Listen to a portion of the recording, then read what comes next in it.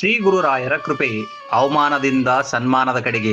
ಒಂದು ಸಣ್ಣ ಹಳ್ಳಿಯಲ್ಲಿ ರಾಮಣ್ಣ ಎಂಬ ಅತ್ಯಂತ ಬಡ ಬ್ರಾಹ್ಮಣನಿದ್ದನು. ಅವನಿಗೆ ರಾಯರ ಮೇಲೆ ಅಪಾರ ಭಕ್ತಿ. ಆದರೆ ತುತ್ತು ಅನ್ನಕ್ಕೂ ಪರದಾಡುವ ಸ್ಥಿತಿ ಅವನದಾಗಿತ್ತು.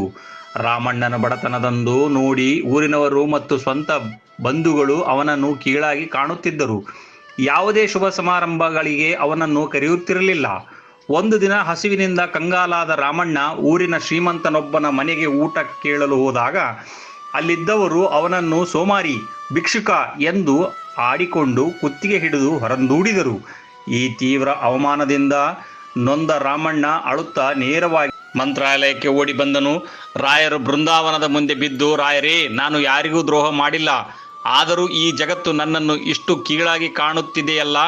ನನಗೆ ಬದುಕಲು ದಾರಿ ತೋರಿಸು, ಅಥವಾ ನಿನ್ನ ಪಾದದಲ್ಲಿ ನನ್ನ ಪ್ರಾಣ ತೆಗೆದುಕೋ ಎಂದು ಕಣ್ಣೀರಿಟ್ಟನು. ಅಂದು ರಾತ್ರಿ ಮಠದಲ್ಲಿ ಮಲಗಿದ್ದ ರಾಮಣ್ಣನ ಕನಸಿನಲ್ಲಿ ತೇಜಸ್ವಿ ಸನ್ಯಾಸಿಯೊಬ್ಬರು ಕಾಣಿಸಿಕೊಂಡರು. ರಾಯರು ಅವನಿಗೆ ಮಂತ್ರಾಕ್ಷತೆ ನೀಡಿ, ಮಗನೇ, ಧೃತಿಗೆಡಬೇಡ, ನಿನ್ನ ಕಷ್ಟದ ದಿನಗಳು ಮುಗಿದವು. ನಾಳೆ ಬೆಳಿಗ್ಗೆ ಮಠದ ಹಿಂಭಾಗದಲ್ಲಿ ನಿನಗೊಂದು ಹಳೆಯ ಮಣ್ಣಿನ ಮಡಿಕೆ ಸಿಗುತ್ತದೆ, ಅದನ್ನು ತೆಗೆದುಕೊಂಡು ಮನೆಗೆ ಹೋಗು ಎಂದು ಹೇಳಿ ಮಾಯವಾದರು. ಮರುದಿನ ಬೆಳಿಗ್ಗೆ ಎದ್ದು ರಾಮಣ್ಣನಿಗೆ ಕನಸು ನೆನಪಾಗಿ ರಾಯರು ಹೇಳಿದ ಜಾಗಕ್ಕೆ ಹೋಗಿ ನೋಡಿದಾಗ ಅಲ್ಲಿ ಹಳೆಯ ಮಣ್ಣಿನ ಮಡಿಕೆಯೊಂದು ಸಿಕ್ಕಿತು. ಅದನ್ನು ಮನೆಗೆ ತಂದು ತೆರೆದು ನೋಡಿದಾಗ ಆಶ್ಚರ್ಯ, ಅದರಲ್ಲಿ ಹಳೆಯ ಕಾಲದ ಅಪಾರ ಚಿನ್ನದ ನಾಣ್ಯಗಳು ಮತ್ತು ವಜ್ರಗಳಿದ್ದವು. ಆ ನಿಧಿಯಿಂದ ರಾಮಣ್ಣ ದೊಡ್ಡ ಉದ್ಯಮವನ್ನು ಪ್ರಾರಂಭಿಸಿದನು. ಕೆಲವು ವರ್ಷಗಳಲ್ಲಿ ಅವನು ಆ ಪ್ರಾಂತದಲ್ಲೇ ಅತ್ಯಂತ ದೊಡ್ಡ ಶ್ರೀಮಂತ ಹಾಗೂ ದಾನಿಯಾದನು. ಅಂದು ಅವನನ್ನು ಅವಮಾನಿಸಿ ಹೊರದೂಡಿದ ಶ್ರೀಮಂತರು ಮತ್ತು ಬಂಧುಗಳು ಇಂದು ಅವನ ಸಹಾಯ ಕೋರಿ ಕೈ ಮುಗಿದು ಬಂದು ನಿಂತರು.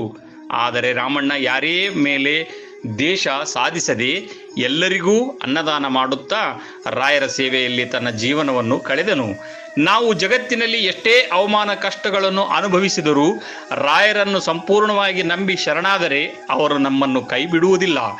ಅವರು ಭಕ್ತರ ಕಣ್ಣೀರನ್ನು ಒರೆಸಿ ಸಮಾಜದಲ್ಲಿ ಗೌರವಯುತ ಸ್ಥಾನವನ್ನು ಕರುಣಿಸುತ್ತಾರೆ ಎಂಬುದಕ್ಕೆ ಈ ಕಥೆ ಸಾಕ್ಷಿ.